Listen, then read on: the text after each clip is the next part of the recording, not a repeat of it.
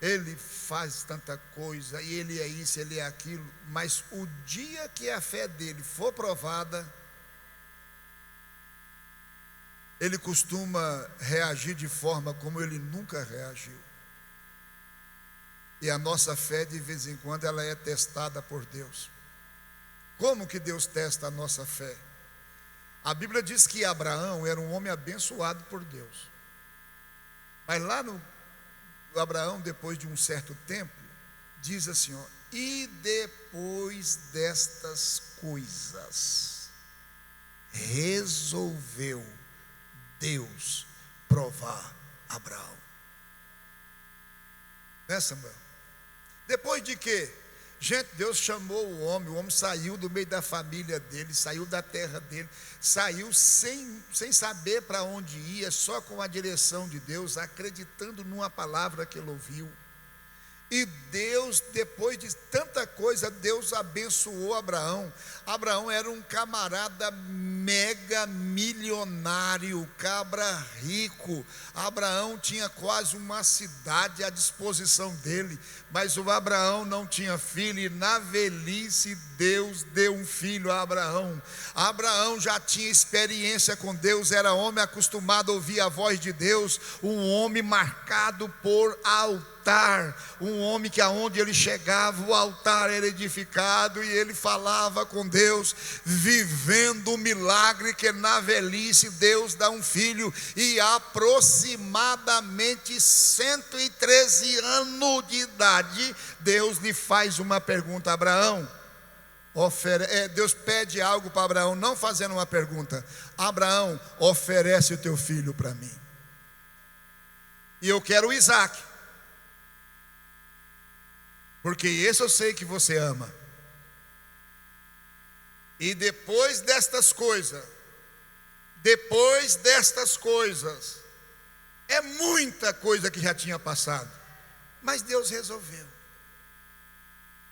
O irmão às vezes vem agradecer a Deus com tanta alegria, ele chorou tanto e Deus deu um carro bom para ele, e depois desse carro, Deus resolve provar o camarada. Pastor, mas Deus não pode fazer isso. Vai falar para ele.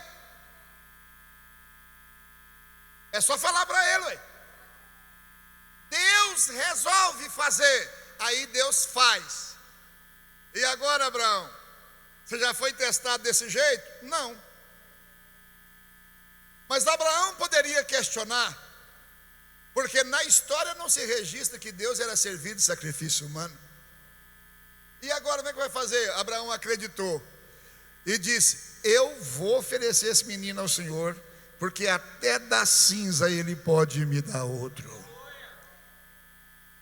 Deixa eu fazer aqui uma pergunta para você aqui nessa noite. Não é disso que nós vamos falar, mas me vê essa passagem.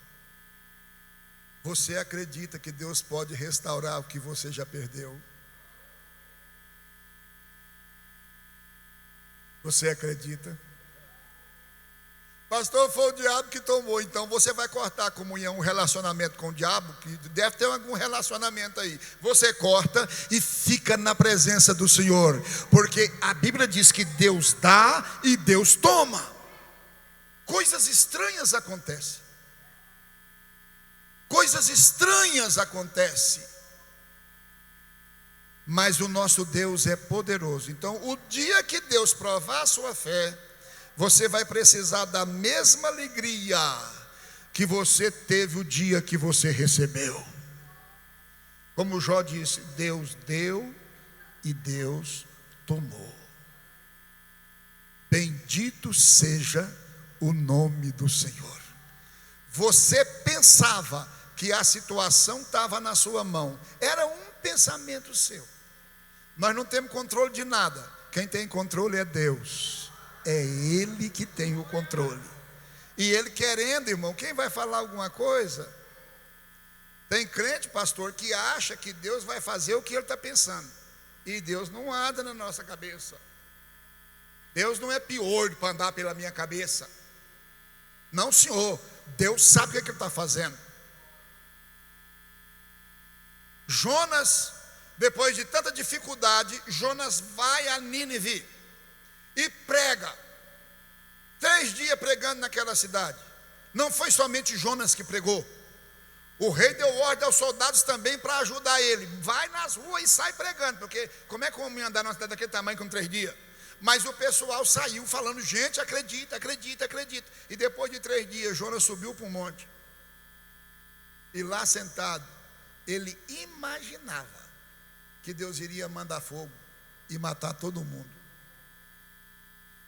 Mas não, o povo arrependeu. E teve uma conversão em massa. Uma cidade inteira chorando. Rei, sacerdote de deuses estranhos para lá, se convertendo e chorando, mudando de atitude, mudando de posição. E Jonas pensando, Deus vai matar. Deus não age como eu penso. Tem pessoas que falam, não, eu falo para Deus assim, Deus pega e faz. Ou você deve estar enganado demais com as escrituras sagradas. Não, o nosso Deus está no controle de todas as coisas. Tudo, tudo. Não, irmão, porque isso aqui é ungido. Fica despreocupado, fica despreocupado. Entrega o teu caminho ao Senhor e confia nele.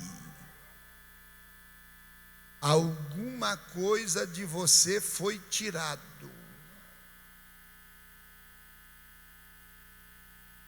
Confessa no seu coração, foi tirado, e você pensa que nunca mais.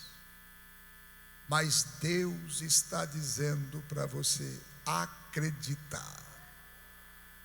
Acreditar. O que foi, voltará. E eu vou te explicar uma coisa: Deus costuma devolver bem melhor.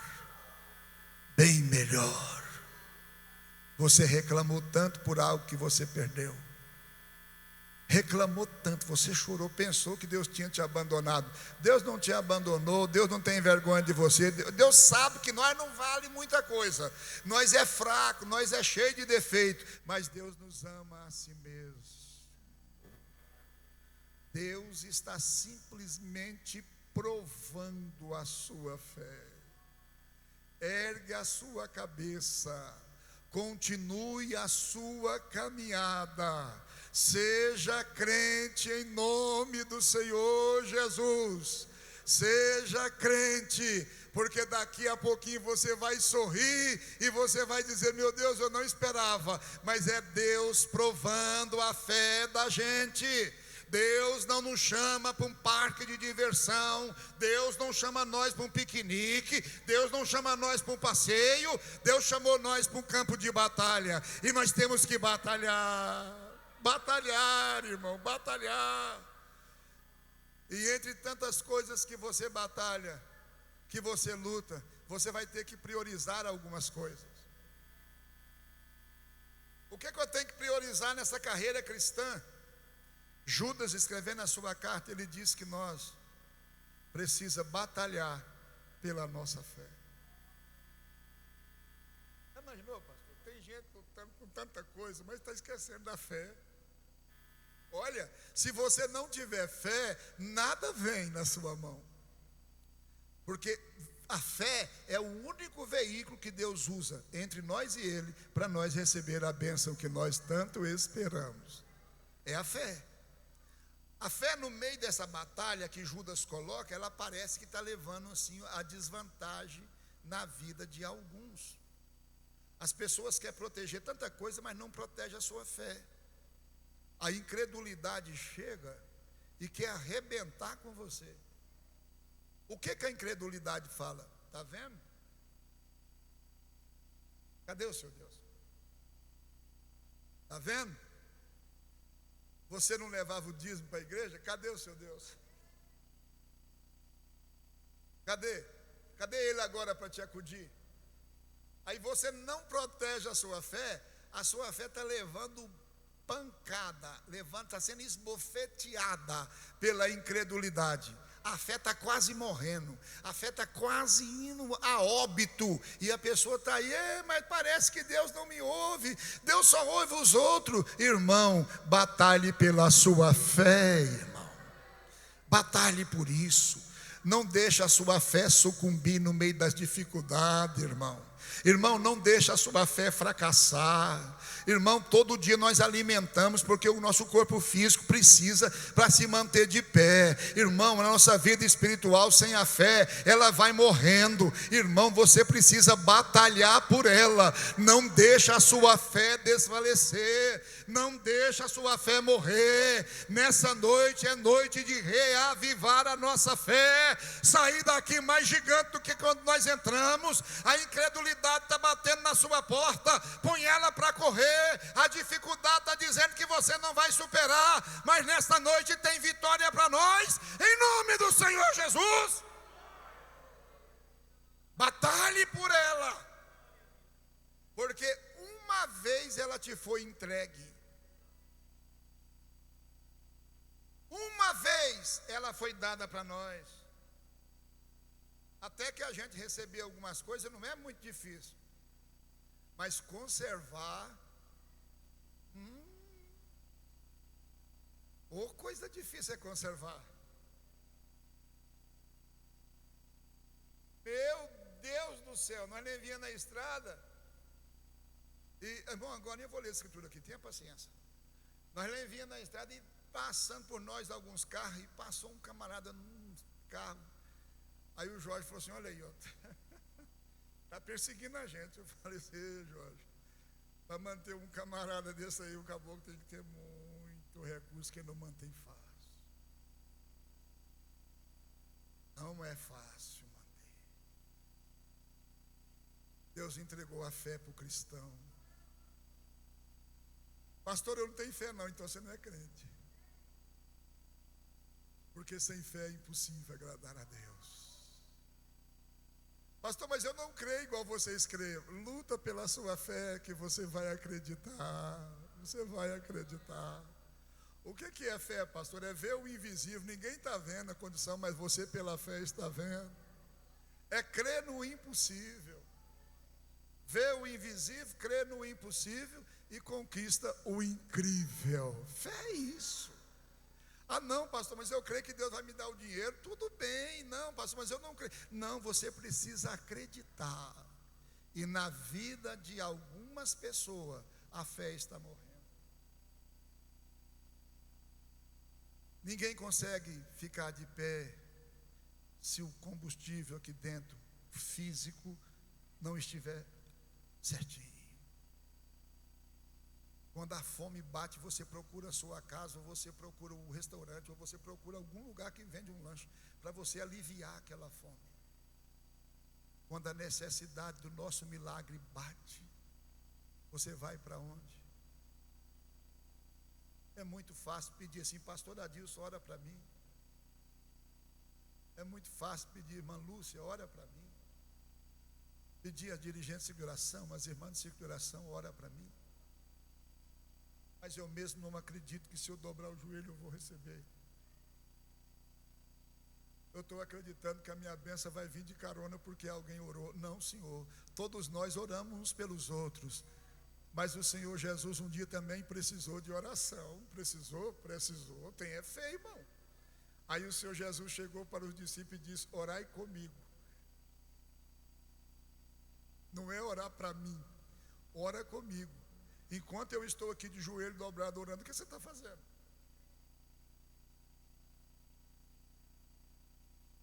Não é? Enquanto eu ponho o pastor para orar para mim, eu estou fazendo o quê? Estou no meu lazer? Eu estou pescando? Eu estou nas redes sociais? Eu estou vendo TV? Mas eu quero milagre. Milagre não chega desse jeito. Você precisa acreditar. Você precisa crer. Quando a sua fé for provada, você precisa crer. Crer. Não tem condições. Eu sei que não tem, mas eu preciso crer. Não é lógica, é fé. Porque lógica Deus nunca usou. Deus usa a fé. E você precisa saber disso. Deus usa a fé. Glória a Deus. O laudo do médico foi contrário ao que você esperava. O resultado foi um desastre. Eu vou fazer um concurso, mas eu não tenho chance nenhuma.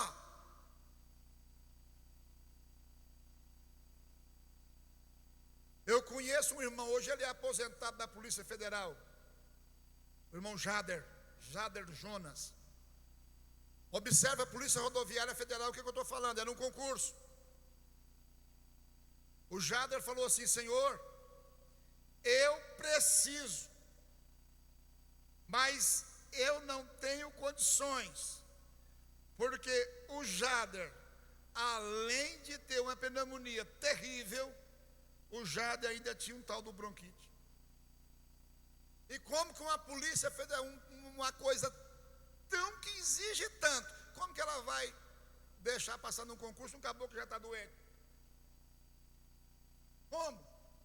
E ele foi fazer o concurso e ele partiu para a oração e disse: Deus, só o Senhor pode fazer isso, só o Senhor. Não tem outra pessoa que pode fazer isso por mim. Mas existia muitos candidatos melhor do que ele. Enquanto o Jader naquela época podia fazer ainda com a 8ª série, enquanto o Jader estava fazendo com a 8ª série, tinha muitos doutores, advogados, querendo a mesma vaga. E o Jader partiu para a oração reconhecendo que não tinha condições. Pois, para o espanto de todos na polícia, o Jader foi aprovado. E sabe como é que o Jader desempenhou o papel dele de polícia, trabalhando direto? A própria polícia cuidou do Jader, com tudo, cuidou, sarou o camarada, mas ele passou na frente de muitos doutores. O Jader fez um voto, até hoje ele cumpre esse voto dele, até hoje. Porque ele fala assim: pastor, eu estou aqui, eu passei, eu consegui, mas não foi eu, pastor, foi Deus, foi Deus. Você sabe, pastor, eu não vou dar conta de passar no vestibular. Coloca Deus no lugar que você vai ver se você não passa. Pastor, é uma prova do Enem, é uma tribulação, é tanta coisa. Eu tento, mas eu não consigo. Coloca Deus no lugar para você ver se você não consegue. Vai, irmão, creia. A fé é provada, mas ela também é aprovada, porque Deus não desiste de nós. A gente tem que descobrir o caminho. Você não sabe comer no restaurante? Sei. Você não procura a casa da sua mãe? Procura, porque está com fome. E na hora que você precisa de usar a fé, você procura quem?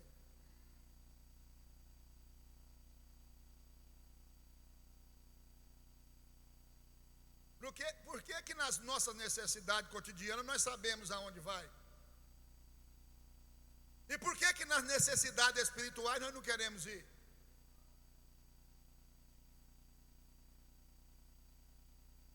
O casamento está indo de água abaixo. Para onde eu vou? Eu vou chorar na casa de alguém. Que chorar, meu querido? Corre para os pés do Senhor Jesus. Chora lá. O nosso Deus é poderoso para mudar a situação. Abraão falou para os moços: vocês ficam aqui que eu vou subir. Eu e o moço. Vocês aguardam, porque nós retornaremos. Se o chefe falou que vai e volta, então deixa. Quando vai subir para o monte? Vai, pai, vai. O Abraão tinha o Isaac, ele tanto amava.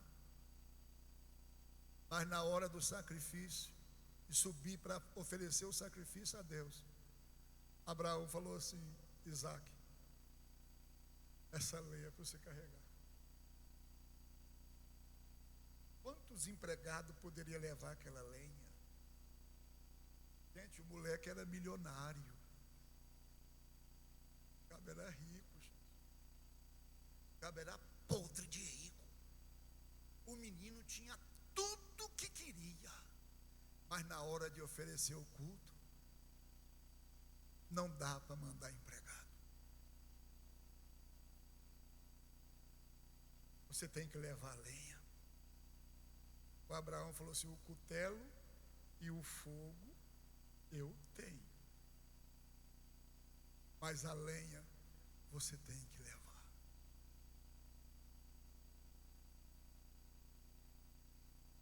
O recurso para te abençoar, Deus tem. Mas quem tem lenha? Quem trouxe a lenha?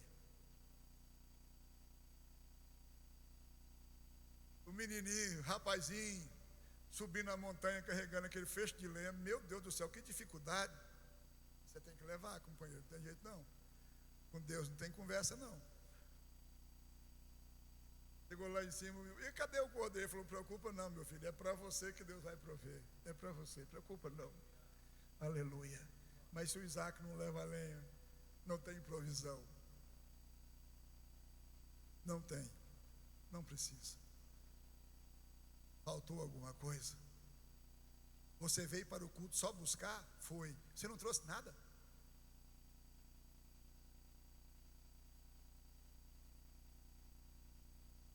O que nós trouxemos? Senhor, aqui está meu coração aberto diante de Ti, Senhor. Delatei o meu coração. Eu trouxe a minha adoração. Isso é a lenha que você precisava trazer para que o culto fosse completo. O fogo, o papai tem, aleluia. A ferramenta o meu pai tem, mas a lenha quem tem que levar sou eu, aleluia.